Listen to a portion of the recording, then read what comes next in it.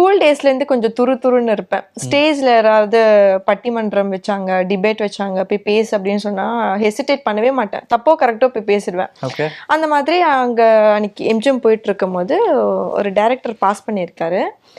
அப்போ கரெக்டாக நான் ஸ்டேஜில் ஏறி ஒரு பாட்டு பாடிட்டு இருந்திருக்கேன். ஃப்ரெண்ட்ஸ்லாம் ஒன்று நான் வீடியோ எடுக்கிறேன், அழகா நீ போய் பாடு அப்படின்னு சொன்னாங்க. அந்த ஒரு ஆசையில நான் போய் சும்மா ஏதோ எனக்கு தெரிஞ்ச பாட்டு நான் பாடினது.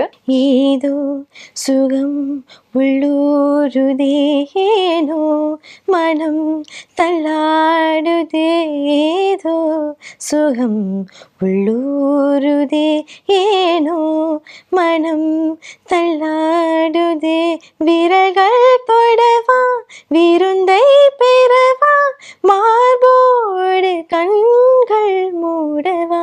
டைரக்ட் ரெஃபரன்ஸ் எல்லாம் நான் அவ்வளோ பெரிய ஆள்லாம் இல்லை டைரக்ட் ரெஃபரன்ஸ்ல போறதுக்கெல்லாம். ஸோ நான் ஃபுல்லா ஆடிஷன் ஏரியா அலைஞ்சுதான் சின்னதா எனக்கு வர காசெல்லாம் சேர்த்து வச்சு இந்த பஸ் ஃபேருக்கு அதுக்கெல்லாம் யூஸ் பண்ணிப்பேன்.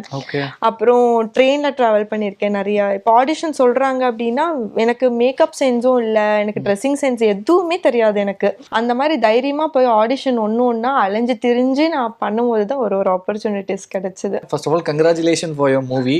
படம் ரிலீஸ் ஆயிட்டு நல்ல ரெஸ்பான்ஸை பெற்றுட்டு வருது. அதாவது கல்யாணம் ஆகாத ஒரு பெண் வந்து இப்போ வந்து அன்னி கேரக்டர்ல படத்துல பண்ணியிருக்கீங்க. ஸோ ஃபர்ஸ்ட் உங்க வீட்ல என்ன சொன்னாங்க இதை பத்தி, அதை சொல்லுங்க. எங்க வீட்ல ரொம்ப ஹாப்பியா ஃபீல் பண்ணாங்க. இன்னொன்று என்னை ஃப்ரேமில் ரொம்ப நாள் கழித்து பார்க்கும்போது அவங்களுக்கு ரொம்ப சந்தோஷமாக இருந்துச்சு, எனக்குமே ரொம்ப சந்தோஷமாக இருந்துச்சு. ஏன்னா இது வரைக்கும் நான் பண்ண மூவிஸில் நான் ஃப்ரேம்குள்ளே இருந்திருக்கேன், பட் எனக்குன்னு ஒரு ஃப்ரேம் வச்சு எனக்குன்னு ஒரு டைலாக் கொடுத்து அப்படி பண்ணுறது இதுதான் என்னுடைய தேர்ட் மூவி, என்னோடய ஃபர்ஸ்ட் மூவி ஆக்சுவலி. ஸோ ரொம்ப ஹாப்பியாக ஃபீல் பண்ணுறேன் இதை பற்றி. ஓகே, ஆக்சுவலி அந்த படம் டைட்டிலே கொஞ்சம் வேறு மாதிரி, மனிதன் தெய்வம் ஆகலாம் அப்படின்ற ஒரு விஷயம். இந்த படம் டைட்டில் உங்களுக்கு எப்போ தெரிய வந்துச்சு? தெரிய வரும்போது உங்களுக்கு எப்படி இருந்துச்சு அதை சொல்லுங்கள். படத்தோடைய நேம் வந்துட்டு மூவிலாம் முடிச்சுட்டு ரிலீஸ் பண்ணுறதுக்கு ஒரு 2 months பிஃபோர் தான் எனக்கு தெரிய வந்துச்சு. டைரக்டர் சார் வந்துட்டு மனிதன் தெய்வம் ஆகலாம் அப்படின்னு டைட்டில் வைக்கும் போது இதுக்குள்ளே ஏதாவது ஒரு அர்த்தம் இருக்கும், ஒரு எக்ஸ்ப்ளனேஷன் இருக்கும் அப்படின்ட்டு நான் நினச்சேன். ஆனால் அந்த எக்ஸ்ப்ளனேஷனுக்கு ஏற்ற மாதிரி அவர் வந்துட்டு ஒரு பர்சன் வந்து எவ்வளோ போல்டாக ஒரு நாட்டுக்காக அவர் இருக்கிற அந்த இடத்துக்காக போராடுவாங்க அப்படின்னு காட்டுற ஒரு அழகான ஒரு மூவி தான் எங்கள் மூவி. அதுக்கு ஏற்ற மாதிரி ஒரு அழகான படம் பேரும் வச்சிருக்காரு. நான் ரொம்ப ஹாப்பியா ஃபீல் பண்றேன். எல்லாருக்குமே அந்த டைட்டில் ரொம்ப பிடிச்சிருந்தது. ஆமா, அது கேட்கும் போதே வாவ் நல்லா இருக்கே, ஒரு ஃபீல் குட் ஃபீல், ஒரு அழகான தமிழ் பேரோட வச்சிருக்கு. Yes, very nice. நம்ம படத்தை பத்தி நிறைய பேசுவோம், பட் அதுக்கு முன்னாடி முக்கியமான ஒரு விஷயம், let's start about your journey. எப்படி ஆரம்பிச்சிச்சு, எப்படி இந்த ஃபீல்டுக்குள்ள வந்தீங்க, அதை பத்தி எல்லாம் சொல்லுங்க. கண்டிப்பா. ஸோ நான் வந்து எல்லாரும் மாதிரியும் கஷ்டப்பட்டு வந்தேன் அப்படிலாம் சொல்ல மாட்டேன், ரொம்ப கஷ்டப்பட்டேன். எல்லாருமே சொல்ற அது பேசிக்கான ஒரு டைலாக் ஆயிடுச்சு. ஏன்னா நம்ம புதுசா சொல்லும் போது திருப்பி சொல்லும் போது அது ஒரு அர்த்தமே இல்லாம போயிடுச்சு. ஸோ ஃபர்ஸ்ட் நான் எம்ஜிஎம் போயிட்டு இருந்தேன் ஸ்கூல் டேஸ்ல. நான் அப்போ 10th படிச்சுட்டு இருப்பேன். அப்போ எனக்கு நான் ஸ்கூல் டேஸ்லேருந்து கொஞ்சம் துருன்னு இருப்பேன். ஸ்டேஜில் யாராவது பட்டிமன்றம் வச்சாங்க, டிபேட் வச்சாங்க, போய் பேசு அப்படின்னு சொன்னால் ஹெசிடேட் பண்ணவே மாட்டேன். தப்போ கரெக்டோ போய் பேசிடுவேன். அந்த மாதிரி அங்கே அன்னைக்கு எம்ஜிஎம் போயிட்டு இருக்கும் போது ஒரு டைரக்டர் பாஸ் பண்ணியிருக்காரு. அப்போ கரெக்டா நான் ஸ்டேஜ்ல ஏறி ஒரு பாட்டு பாடிட்டு இருந்திருக்கேன் ரேண்டமா. அப்போ அங்க வந்து ஒரு ஸ்டேஜ் பிளேயர்ஸ் எல்லாம் வச்சுட்டு யாராவது ஆடியன்ஸ் அட்ராக்ட் பண்றதுக்கு கூப்பிடுவாங்கல்ல, அந்த மாதிரி கூப்பிடும் போது என் ஃப்ரெண்ட்ஸ் எல்லாம் ஒன்று நான் வீடியோ எடுக்கிறேன், அழகா நீ போய் பாடு அப்படின்னு சொன்னாங்க. அந்த ஒரு ஆசையில நான் போய் சும்மா ஏதோ எனக்கு தெரிஞ்ச பாட்டு நான் பாடினது. அவர் கீழே இருந்து கேட்டுட்டு வாய்ஸ் நல்லா இருக்கு, இந்த பொண்ணை ஏதாவது யூஸ் பண்ணிக்கலாம் ஏதாவது சாங் பாடுறதுக்கு அப்படின்னு சொல்லிட்டு கூப்பிட்டாரு. இந்த மாதிரி ஒரு படம் எடுக்க போறோம், ஒரு லோ பட்ஜெட் மூவி, உங்களுக்கு இன்ட்ரெஸ்ட் இருக்கா பாடுறதுக்கு அப்படின்னு கூப்பிட்டாரு.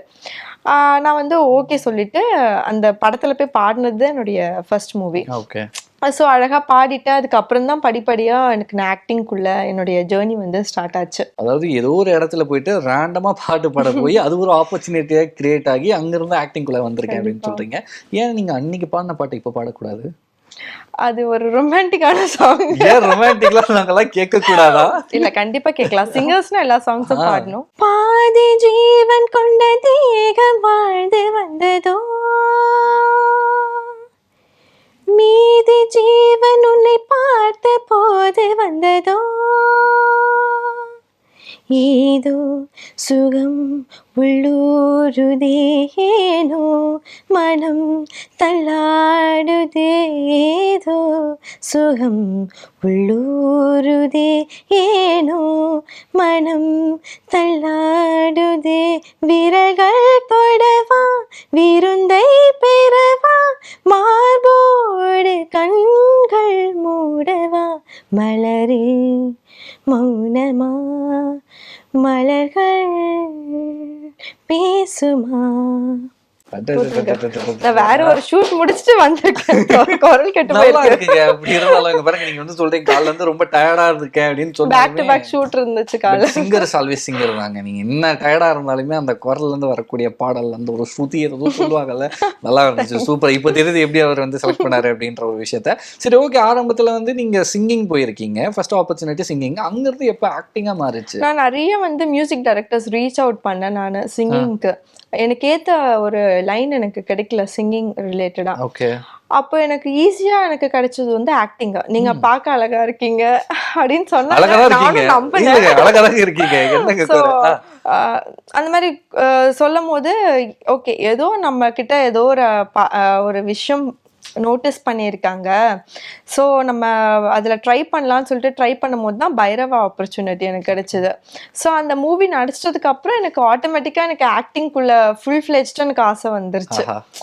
அப்புறம் நான் இப்போ வரைக்கும் நான் டிசைட் பண்ணி வச்சிருக்கிறது என்னன்னா, இப்போ கவர் சாங்ஸ்லாம் பண்ணிட்டு இருக்கேன். ஃபர்ஸ்ட்டை விட நான் நல்லா இம்ப்ரூவ்மெண்ட் ஆயிருக்கேன். ஸோ இப்போ இதை தவிர்த்து ஆக்டிங் வைஸும் நான் போகணும், சைடில் எனக்கு சிங்கிங் ஆப்பர்ச்சுனிட்டிஸ் கிடைச்சாலும் அதில் ஷைன் ஆகணுன்றது என்னுடைய ஆசை. ஓகே. அதாவது ஃபர்ஸ்ட் படமே தளபதி கூட அப்படின்ற ஒரு விஷயம் இருக்குல்ல, கீர்த்தி சுரேஷ் அவர்களோட ஃப்ரெண்டா பண்ணிருப்பீங்க. அந்த ஆப்பர்ச்சுனிட்டி எப்படி கிடைச்சிச்சு ஆரம்பத்துல? ட்ரை பண்ணீங்க? ஸ்டார்டிங்ல இருந்து எல்லா படமும் நான் ஆடிஷன் போயிட்டு தாங்க. நான் டைரக்ட் ரெஃபரன்ஸ் எல்லாம் நான் அவ்வளோ பெரிய ஆள்லாம் இல்லை டைரக்ட் ரெஃபரன்ஸ்ல போறதுக்கெல்லாம். ஸோ நான் ஃபுல்லா ஆடிஷன் ஏரியா அலைஞ்சுதான்.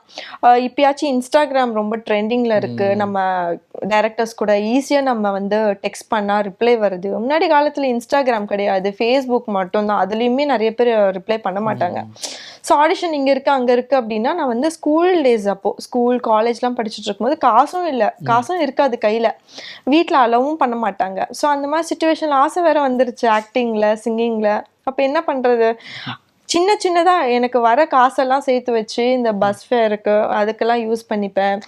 அப்புறம் ட்ரெயின்ல டிராவல் பண்ணியிருக்கேன் நிறைய. இப்போ ஆடிஷன் சொல்றாங்க அப்படின்னா எனக்கு மேக்கப் சென்ஸும் இல்லை, எனக்கு ட்ரெஸ்ஸிங் சென்ஸ் எதுவுமே தெரியாது எனக்கு.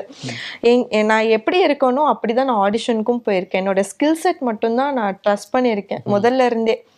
நம்ம என்ன காஸ்டியூம்ல போனாலும் அசிங்கமா போனாலும் ஒரு டைலாக் பேச சொல்றாங்க, ஒரு ஆக்டிங் பண்ண சொல்றாங்கன்னா அதுல எனக்கு நம்பிக்கை இருந்தது தவிர எனக்கு என் ட்ரெஸ்ஸிங்லலாம் நான் நம்பிக்கை வைக்கல. அந்த மாதிரி தைரியமா போய் ஆடிஷன் ஒன்னா அலைஞ்சு திரிஞ்சு நான் பண்ணும்போது தான் ஒரு ஆப்பர்ச்சுனிட்டிஸ் கிடைச்சது. ஓகே. ஸோ எதுவுமே சாதாரணமா எனக்கு கிடைக்கல, எல்லாம் கஷ்டப்பட்டு கிடைச்சதுதான்.